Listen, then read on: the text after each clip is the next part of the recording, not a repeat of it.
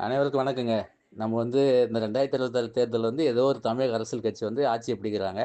அவங்க ஆட்சிய பிடிச்சு ஜூன் 1ஆம் தேதியிலேருந்து நம்ம சொல்ற சட்டத்த அமல்படுத்துறாங்க.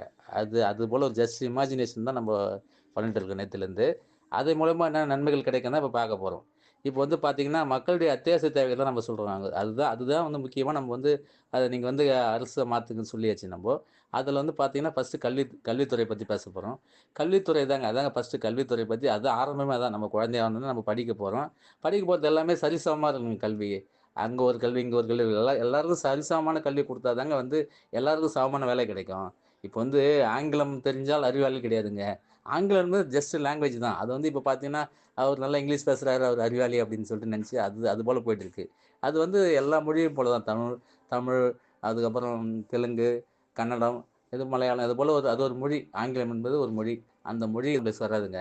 இப்ப எல்லாமே கவர்மெண்ட் ஸ்கூல் எல்லாமே தமிழ்நாடு ஃபுல்லா கவர்மெண்ட் ஸ்கூல்னா ஒரே மாரி கல்வி குடுத்தீங்கன்னா, அவங்களுக்கு சமமான வேலை கிடைக்கும். செகண்ட் திங் பார்த்தீங்கன்னா வந்து, நம்ம வந்து மருத்துவத்துறை சொல்றோம் நம்ம. மருத்துவத்துறை பார்த்தீங்கன்னா, அதேதான்.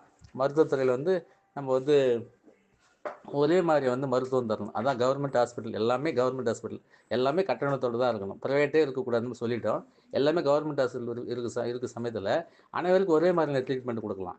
அவங்களுக்கு வந்து எந்த பயமும் இல்லாம வருவாங்க. சில இடத்துல பார்த்தீங்கன்னா, கிட்னி திருட்டு அது போலலாம் இருக்கு. நீங்க பார்த்தீங்கன்னா, தனியார் ஹாஸ்பிட்டல்ல எவ்வளோ பிரச்சனை நடக்குதுன்னு தெரியும். தனியார் நம்ம பிடிக்கலன்னு சொல்லலங்க. தனியார் மூலியமா நம்ம வந்து முன்னேற முடியல. அவங்க தான் முன்னேறிட்டு இருக்காங்க. இதுதான் உண்ம. இது மூலியமா வந்து மக்களுக்கு வந்து ஒரு நல்ல ஒரு வேலைவாய்ப்பு கிடைக்கலங்க. இப்போ எல்லாருமே தான் ஓட்டு போடுறோம். நம்ப எல்லாரும் சேர்ந்து தான் ஓட்டு போடுறோம். அத வந்து கவர்மெண்ட் ஸ்டாஃப் மட்டும் ஓட்டு போடலங்க. எல்லாருமே தான் ஓட்டு போடணும். அப்ப அரசாங்கம் வந்து என்ன எல்லாரையும் தான் பார்க்கணும். எல்லாருக்கும் வேலைவாய்ப்பு குடுத்து எல்லாரையும் பார்க்கணும். அதுக்கு தான் நம்ம முழுசா பேசிட்டு இருக்கோம். இப்ப மும்முரமா பேசிட்டு இருக்கோம். எப்படியாவது நம்ம வாழ்க்கை வந்து மாறணும்னு சொல்லிட்டு தான் பேசிட்டு இருக்கோம். இன்னும் நம்ம பேச வேண்டியது நெறைய இருக்குங்க. நாளைக்கு பேசலாங்க.